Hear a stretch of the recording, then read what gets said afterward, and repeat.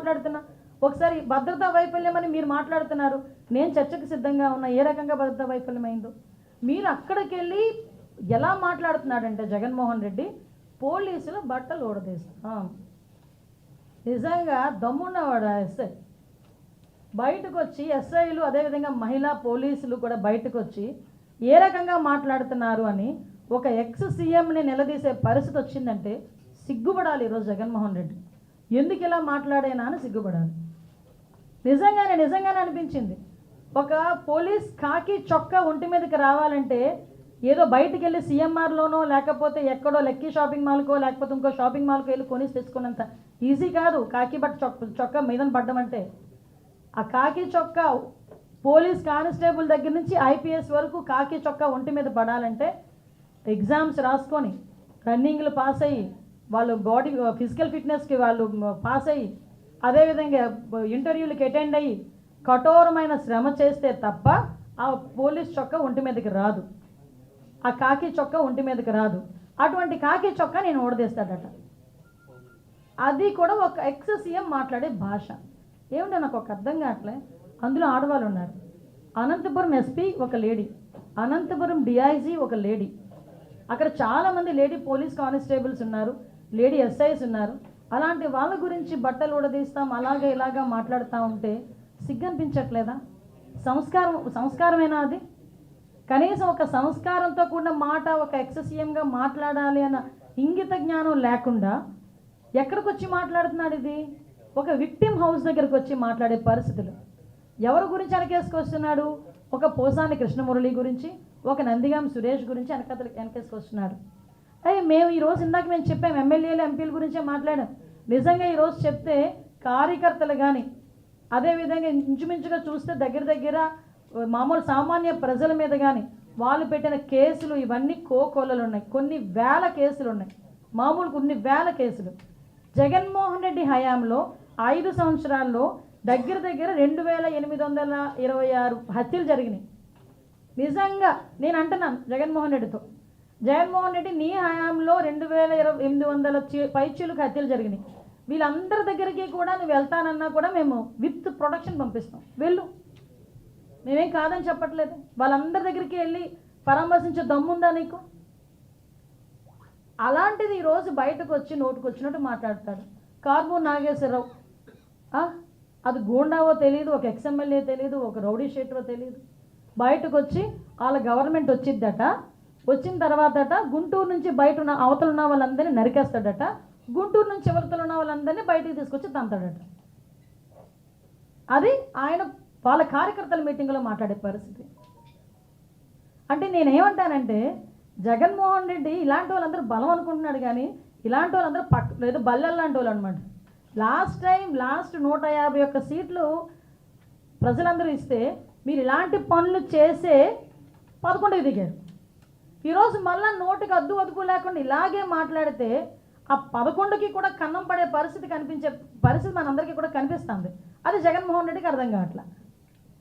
ఒకటి మేము చెప్తున్నామండి, ఈరోజు శాంతి భద్రతల విషయంలోనే కానీ ముఖ్యంగా ఎక్కడా కూడా ఫ్యాక్షన్ రాజకీయాలు లేకుండా చూడటంలో కానీ ప్రజలకు ఎవరికి ఇబ్బంది లేకుండా చూడటంలో కానీ మేమందరం కూడా చిత్తశుద్ధితో పనిచేస్తున్నాం. ముఖ్యంగా పోలీస్ డిపార్ట్మెంట్ గురించి మాట్లాడేటప్పుడు ఒక్కసారి మనస్సాక్షితో ఆలోచించుకోవాలి.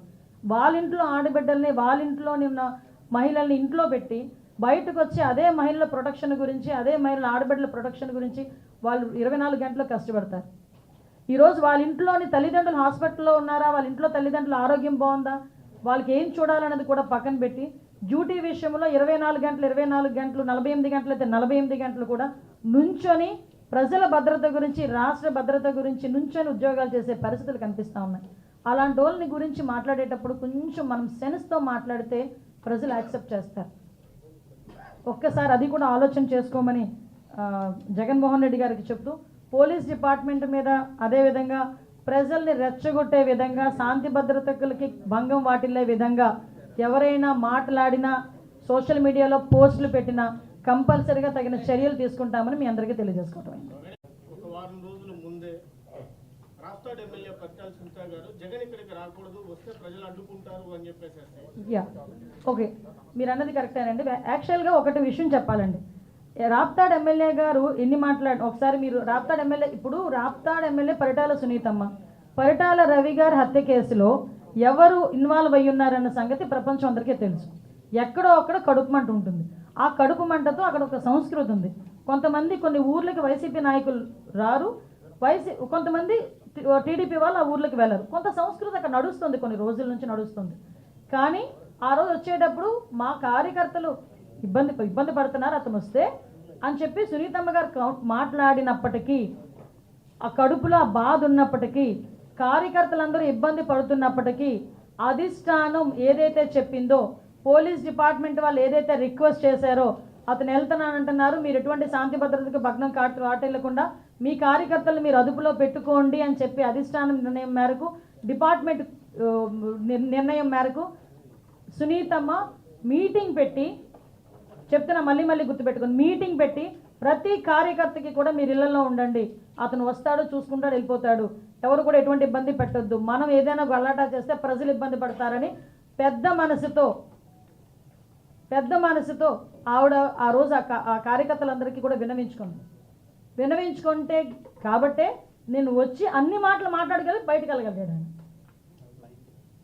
సార్ ఆలోచన చేసుకోవాలి, మేము మా లిమిట్స్లో మేము ఉంటున్నాం, మా నాయకులు మా లిమిట్స్లో మేము ఉంటున్నాం, మా అధినాయకుడు ఏం చెప్తే అది చేయడానికి మేము సిద్ధంగా ఉన్నాం. కొన్ని సందర్భాల్లో శాంతి భద్రతల విషయంలో మమ్మల్ని మా ఏదో అంటారు కదా, మా సెల్ఫ్ రెస్పెక్ట్ని చంపుకోనైనా ఈరోజు మేము కూర్చుంటున్నాం. ఎందుకు? ప్రజల అభిష్టం మేరకు, ప్రజల రక్షణార్థం. మేము ఆ విషయంలో చాలా క్లారిటీగా ఉన్నాం.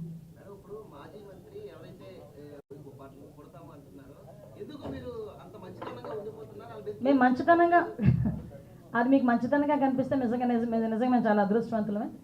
కానీ ఇందాకే చెప్పాను, శాంతి భద్రతలు వాటి భగ్నం కలిగేటట్టుగా మాట్లాడినా, ప్రజల్ని రెచ్చగొట్టేటట్టు మాట్లాడినా, మత విద్వేషాలు రెచ్చగొట్టేటట్టు మాట్లాడినా, సోషల్ మీడియాలో పోస్టులు పెట్టినా తగిన చర్యలు అయితే ఉంటాయి. అదేనండి, మీకు విషయం ఏంటంటే వెళ్ళిన తర్వాత అవే జరుగుతున్నాయి, వాళ్ళకి క్లారిటీ ఇవ్వడానికి ఇది జరిగింది అని ఒక హోమ్ మినిస్టర్ పొజిషన్లో నేను వచ్చి కూర్చొని మాట్లాడుతున్నా. ఫర్దర్గా ఇంకా వాళ్ళు అదే పరిస్థితుల్లో ఉంటాయి కనుక చట్టం తన పని తను చేసుకుపోతుంది.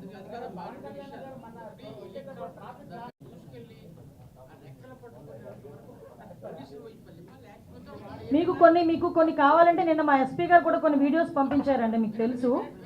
చెప్పండి.